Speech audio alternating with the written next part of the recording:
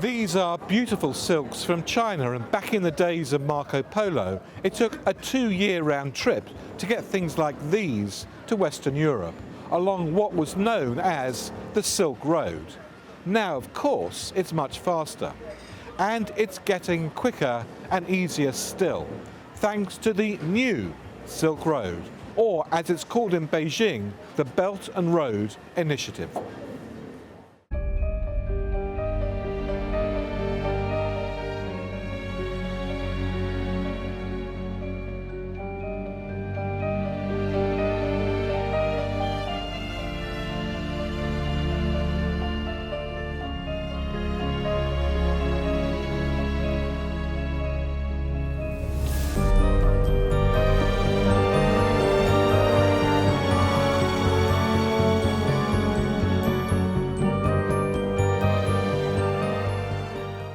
The belt part of this strategy is all about developing land routes, connecting China with Central Asia and Europe.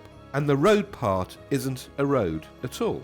It's actually the maritime trade routes between China and other parts of Asia, and as far away as Africa. China is building or funding infrastructure right across the Belt and Road. It's one of the biggest infrastructure projects in history. It covers more than 68 countries, including 65% of the world's population. The scale and scope of the Belt and Road Initiative is staggering. Estimates of the cost varies, but over $300 billion have already been spent, and China plans to spend around $1 trillion more in the next decade or so. The only way to truly appreciate the scale and the ambition of Belt and Road is to see it. One small part of this is a new motorway linking the east coast of China to the Russian port of St. Petersburg. It's over 5,000 miles long, and it's recently been finished.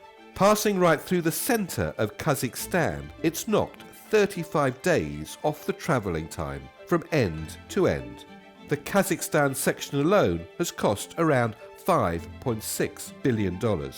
There's a similar story in Kenya. Travel between Nairobi and Mombasa used to take 10 hours, but a rail link with Chinese money means the journey now takes just 5.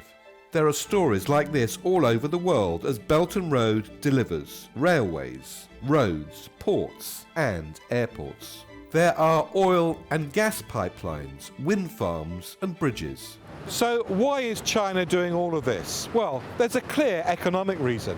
President Xi wants to position China in the heart of the world's commerce as China enters its next stage of development.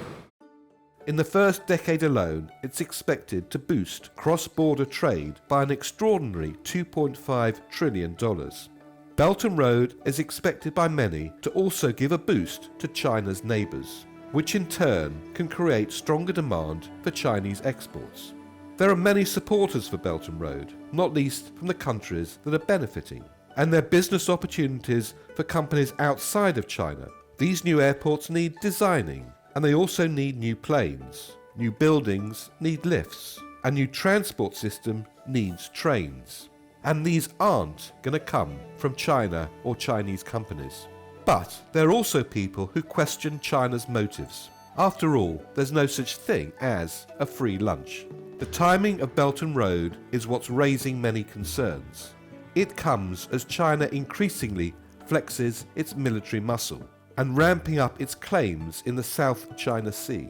And it comes at a time when the US seems to be pulling back from its leading global role on issues like free trade and climate change.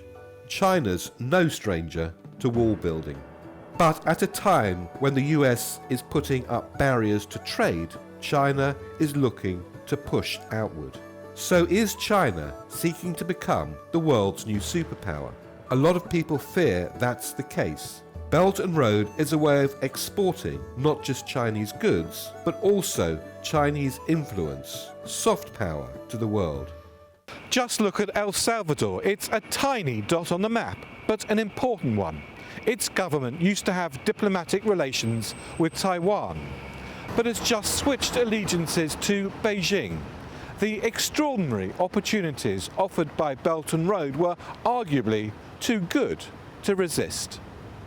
Some are saying that China is buying influence, and it's not a new suggestion.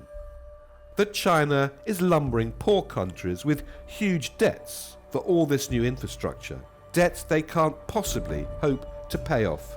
In Sri Lanka, that's already happened. Unable to pay back its loans, the government has signed over its new port in the south to China. A quest to shift the world's centre of gravity. Debt colonialism. Insulting.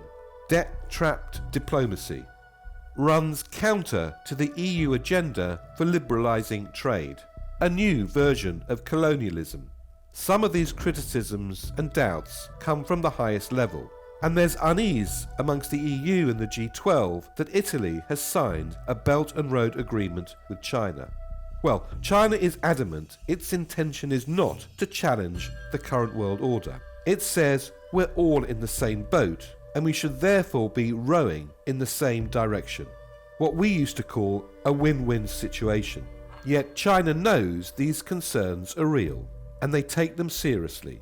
President Xi has responded by saying Belt and Road is not a new version of the Marshall Plan, in which the US provided funding to revive Europe's economies following the Second World War. Nor, he says, is it a Chinese conspiracy.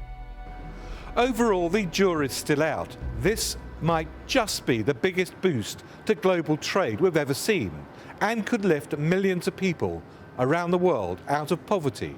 Or it could shift the global balance of power for the coming century. Or maybe, just maybe, it's both.